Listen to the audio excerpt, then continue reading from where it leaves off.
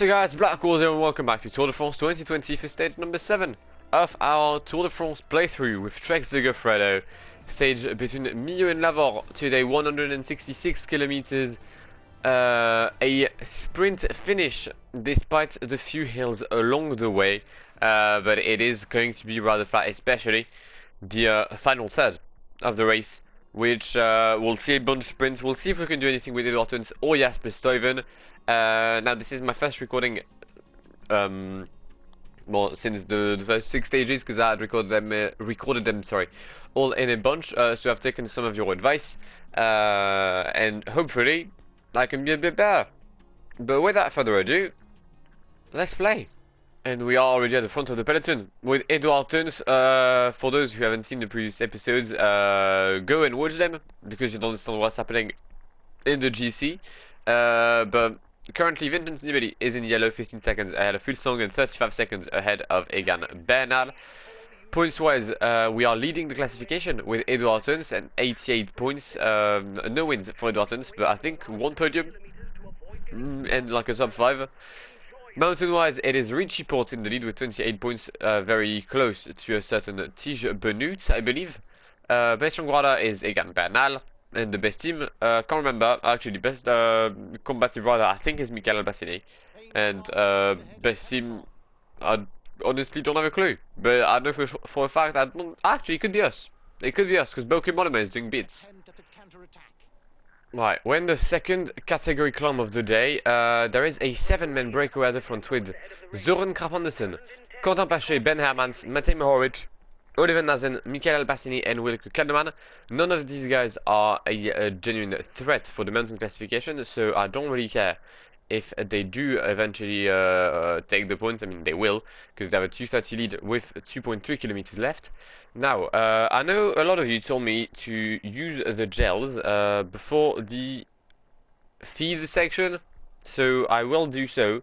I'm guessing at the summit of the climb. I think that's what I should do, but yeah, I'm trying to really like implement all of your advice, because I mean, if you've watched the previous episode, you know that I mean I hadn't played this game in years, and I'm still a bit rusty.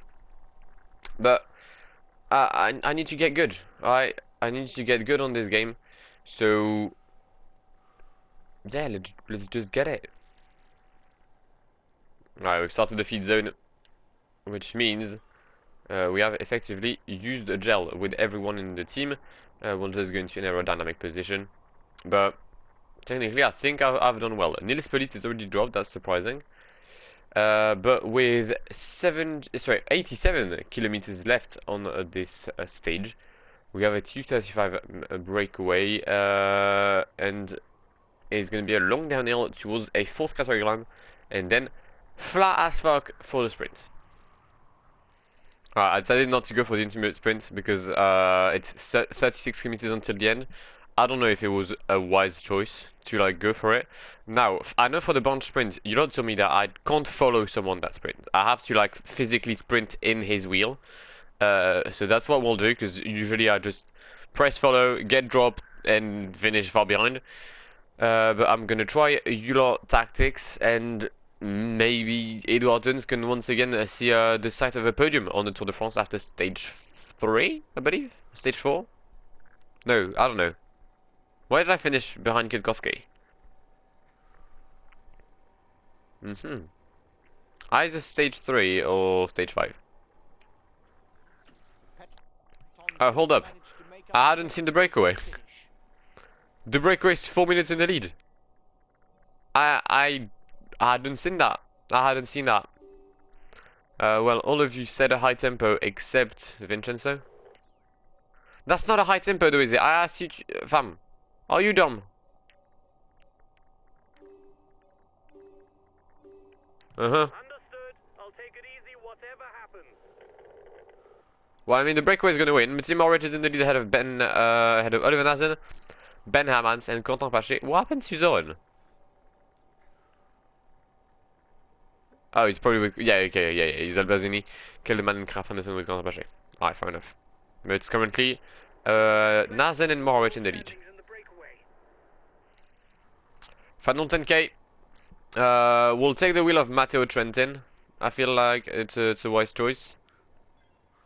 5 kilometers for the lead. Alright, let's go like that for now. I still haven't changed my Viviani. Shit, need to do that. I need to do that. Nazen has dropped Mohoric once again.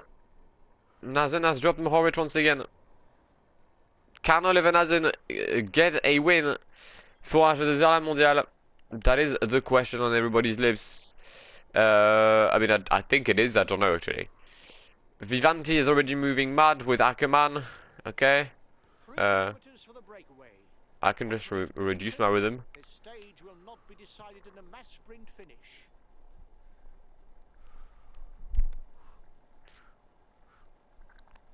Alright, we're gonna take the wheel of Elia Viviani. Why are you already sprinting, Elia? You're an interesting specimen, you are. 1.7k until line for Nazen.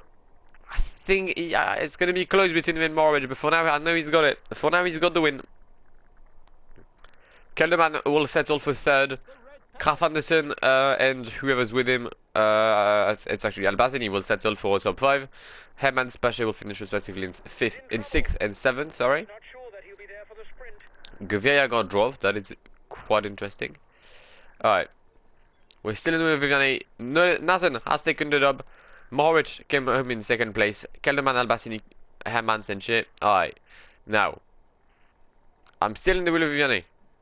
And I know I have to sprint, so I'll just like start my sprint behind his wheel, but I don't know when. That's the thing. I don't know when I should start. Like 1k? Alright, let's already do that. Let's already prepare the sprint in his wheel. Come on. Okay, Viviani probably should have didn't start his sprint. Okay. I mean, I done what people had told me to do. It's just Viviani's shit. He did not decide to sprint. He just didn't. And Oliver Nazen has won a stage on the Tour de France today in Lavaur. I think that's his first win on the Tour de France. It's also the first stage win of Enjoyyyy Mondial on this year's edition of the Grande Boucle. Congratulations to him. Vincenzo Nibali is going to retain his yellow jersey nonetheless. Edwardson will keep as well the points classification. That's decent after finishing, I think, 3rd of the mass sprint. Richie Bort is still in the polka dot jersey, as Egan Bernal is still in white. Good. Well, we finished 4th of the bunch sprint behind Trentin, Van Aert, Stibar, and Tuns. Points-wise, Nazen gets 63 points. You know, he's going to do well today. GC-wise, nothing changes here, and at least top 10, nothing changed. Yeah, no, nothing. Best climber-wise, Albazini got a few points, but I'm not exactly scared about that. Nazen jumps to 74 points. We have 94, 11 more than Fernando Gaviria, who overtakes Peter Sagan. Okay. Bernal is still the best young rider. Trek is still the best team, so we are indeed the best team actually. And combativity is not Albazini, sorry, combativity is Nicolas Roche, the Irishman of the team Sunweb. But that, nevertheless, will be it for this stage and for this episode. I do hope you've enjoyed it. If you did, then please do leave a like down below. If you're new around here, then please consider subscribing to the channel if you haven't done that already. Next up will be a mountain stage between Loudanvielle and Carcassonne, or maybe the other way around, I can't remember. But that will be for stage number 8 of this 2020 Tour de France. Sorry, let's not go too much in the future. I've been Lavaur. It has been an absolute pleasure talking to you guys, and goodbye. Pull up in the gold, I'm leading. But them other man need feeding. I don't wanna go Bombay. Them I don't know what I do when I go from dealing. Leading the pack in black and I'm on with the bag. Snapping with a phone and dab. Boss up a man with a duster. Put him in the drip and sip blockbuster.